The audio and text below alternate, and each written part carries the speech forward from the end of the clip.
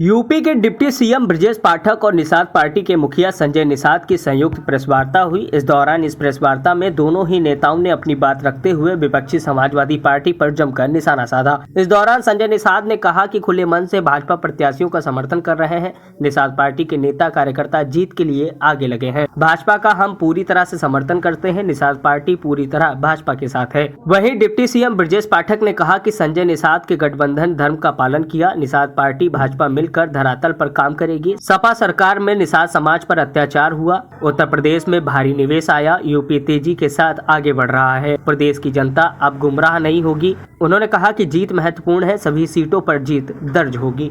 अपने पूर्व सांसद प्रवीण निषाद जी का, अपने सभी निषाद पार्टी के सभी वरिष्ठ नेताओं का, कार्यकर्ताओं का, कि उन्होंने गठबंधन धर्म का पालन करते हुए भारतीय जनता पार्टी के साथ लगातार कंधे से कंधा मिलाकर पूरे प्रदेश में, पूरे देश में काम कर रहे हैं।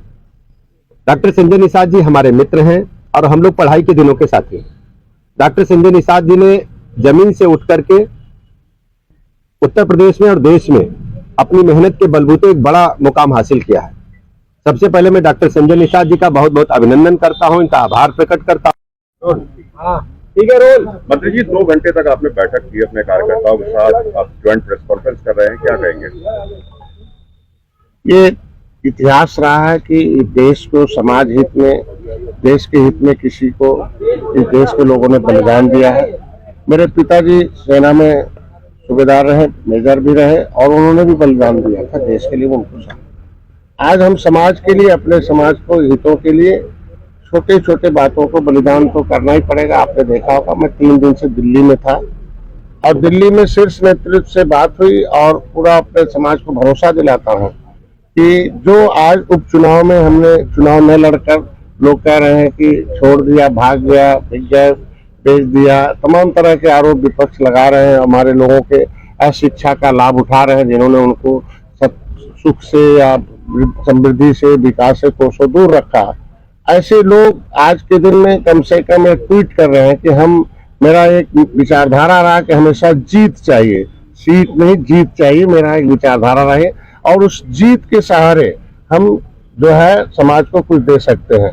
उस जीत की देन रही है कि 2017 में मैं चुनाव लड़ा था और कांग्रेस, सपा, बसपा को उत्तर प्रदेश से हटना पड़ा, सत्ता से दूर करना पड़ा। जो एक इतिहास था, ये लाओ, उनको लाओ, उनको लाओ, ये हटाओ, 2018 का भी इतिहास आपने देखा, 2019 में ऐतिहासिक जीत देखा, 2022 में ऐतिहासिक जीत देखा। उस जीत की देन है कि डॉक्टर संजय जैसा एक गांव में रहने वाला, एक नदी के किनारे, जंगल के किनारे रहने वाला व्यक्ति अपने समाज की वकालत करने का अवसर जो राष्ट्रपति तक हो, चाहे प्रधानमंत्री तक, चाहे गृह मंत्री तक हो, चाहे राष्ट्रीय अध्यक्ष हो, मुख्यमंत्री तक हो और आज के बीच में कैबिनेट में बैठकर हो। आज कम से कम इस उपचुनाव में जीत चाहिए।